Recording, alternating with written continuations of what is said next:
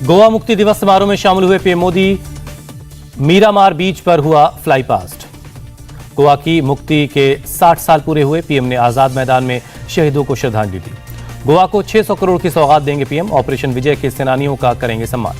CM Shivraj Singh Chauhan UP के बलिया से जन विश्वास यात्रा को दिखाई हरी झंडी। बीजेपी के प्रदेश अध्यक्ष स्वतंत्र देव सिंह भी मौजूद थे। झांसी में रक्षा मंत्री राजनाथ सिंह, बीजेपी की जन विश्वास यात्रा को दिखाई हरी झंडी। डिप्टी सीएम दिनेश शर्मा भी मौजूद। झांसी में जन विश्वास यात्रा के दौरान बोले राजनाथ सिंह, विपक्षियों पर जमकर बोला उन्होंने हमला। कहा बीजेपी जो कहती है वो करके दिखाती है। सीएम योगी ने कहा पिछले 4.25 साल में यूपी में नहीं हुआ कोई दंगा, किसी ने नहीं किया पलायन। पिछली सरकारों में भगाए गए कारोबारियों की हुई घर वापसी। जन विश्वास यात्रा से पहले मथुरा के कृष्ण जन्मभूमि मंदिर में सीएम योगी की पूजा अर्चना, आशीर्वाद लिया। उत्तराखंड के बागेश्वर में बीजेपी की रैली। सीएम पुष्कर सिंह धामी ने रैली को संबोधित किया। अखिलेश यादव को बीजेपी सरकार पर बड़ा हमला। कहा समाजवादियों को रोकने के लिए केंद्रीय एजेंसियों को लगाया गया। एसपी नेताओं को डराने की कोशिश है।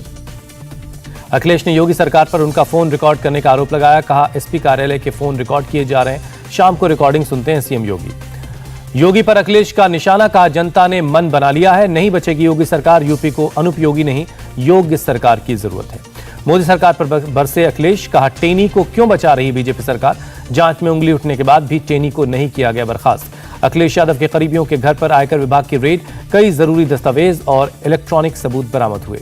अमृतसर में श्री दरबार साहिब बेअदबी के मामले में एक्शन में पुलिस। अज्ञात व्यक्ति के खिलाफ दर्ज हुए एफआईआर। मामले की जांच में जुटी है पुलिस। पंजाब के डिप्टी सीएम सुखजिंदर सिंह रंधावा का बयान। मृतक की अब तक पहचान नहीं हो सकी है। सीसीटीवी फुटेज के आधार पर जांच जारी है।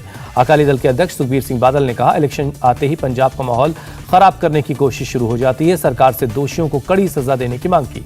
केरल में बीजेपी नेता की हत्या पर बोले एसपी इलाके में धारा 144 लागू है। संदिग्धों से पूछताछ की जा रही है। केरल में राजनीतिक हत्याओं का दौर। अल्पुझा में बीजेपी नेता के बाद एसडीपीआई नेता शान के एस का मर्डर। 12 घंटे के अंदर 2 नेताओं की हत्या हुई। बीजेपी नेता रंजीत श्रीनिवासन की हत्या में पुलिस ने 11 लोगों को पकड़ा। आरोपियों से पूछताछ जारी है। केरल में बीजेपी नेता की हत्या के मामले में बोले केंद्रीय मंत्री वी मुरलीधरन। हत्या में इस्लामिक आतंकी ग्रुप के शामिल होने की जानकारी। आरोपियों के खिलाफ सख्त कार्रवाई करे राज्य सरकार। वी मुरलीधरन ने राज्य सरकार पर इस्लामिक आतंकी ग्रुप के साथ नरम रुख अपनाने का आरोप लगाया। कहा आतंकियों को हिंसा के लिए प्रोत्साहित करते हैं। बंगाल के केएमसी चुनाव में हिंसा। खन्ना हाई स्कूल में बूथ पर बमबाजी हुई।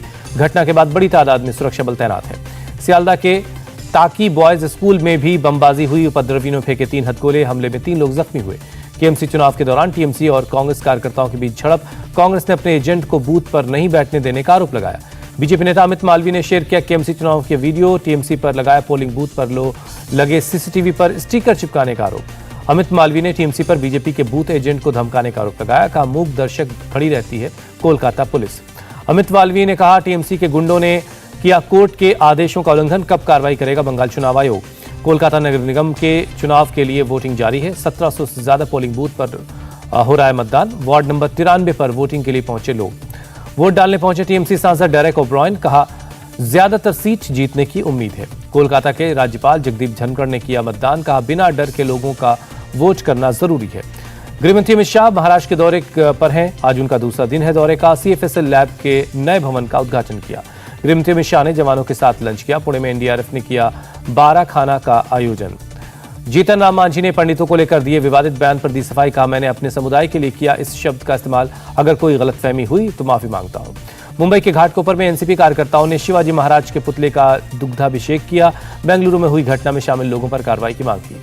भारत मध्य एशिया की तीसरी बैठक में विदेश मंत्रियों ने की आतंकवाद की निंदा। आतंकवाद पर संयुक्त राष्ट्र के कॉम्प्रिहेंसिव कन्वेंशन को जल्द अपनाने का आह्वान किया। बैठक में एफएटीएफ मानकों को पूरी तरह से लागू करने का आह्वान। आतंकवाद रोधी सहयोग को मजबूत करने पर बातचीत हुई। दिल्ली में प्रदूषण में थोड़ा सुधार, लेकिन राजधानी की हवा अब भी खराब। AQI 290 दर्ज किया गया। दिल्ली में आज सीजन का सबसे सर्द दिन रहा। सुबह 4.6 डिग्री तापमान दर्ज हुआ। दिल्ली के तालकटोरा स्टेडियम में कायस्थ सम्मेलन में पहुंचे सीएम केजरीवाल। कायस्थ समाज की तारीफ की। कहा ब्यूरोक्रेट्स में कायस्थों का दबदबा है। सूरत के एक एनजीओ की अनोखी पहल। दिव्यांग बच्चों को मुहैया करवाए कृत्रिम अंग और कॉस्मेटिक खाद। यूपी के कानपुर में कड़ाके की ठंड पड़ रही है। ठिठुरन से बचने के लिए लोग अलाव का सहारा ले रहे हैं। राजस्थान के चुरू में तापमान -2.6 डिग्री दर्ज किया गया। कड़ाके की ठंड से आम जनजीवन प्रभावित है। देश में कोरोना के 7081 नए केस मिले। 24 घंटे में 264 मरीजों ने दम तोड़ दिया। देश में 137 करोड़ से ज्यादा लोगों का हुआ वैक्सीनेशन। स्वास्थ्य विभाग मंत्री मनसुख मांडविया ने ट्वीट करके जानकारी दी। ओमिक्रॉन के खतरे के मद्देनजर दिल्ली सरकार ने कॉमनवेल्थ गेम्स विलेज में तैयार किए 65 बेड। 2 दिन में ऑक्सीजन वाले 500 बेड लगाने की तैयारी है। ब्रिटेन से गुजरात आए 2 लोगों ने ओमिक्रॉन की पुष्टि हुई। राज्य में ओमिक्रॉन के अब कुल मामले 9 हो चुके हैं। ब्रिटेन के ब्रेक्जिट मंत्री डेविड फ्रॉस्ट ने दिया इस्तीफा। पीएम बोरिस जॉनसन से मतभेद के चलते फैसला लिया। तुर्की और अफ्रीका के बीच हुई तीसरी सहयोग समिट। अफ्रीका के 16 हेड और 100 मंत्री हुए शामिल। कई क्षेत्रों में सहयोग बढ़ाने पर जोर दिया गया। एडिलेड टेस्ट के चौथे दिन 230 रनों पर ऑस्ट्रेलिया ने घोषित की दूसरी पारी। इंग्लैंड को 468 रनों का दिया गया है लक्ष्य।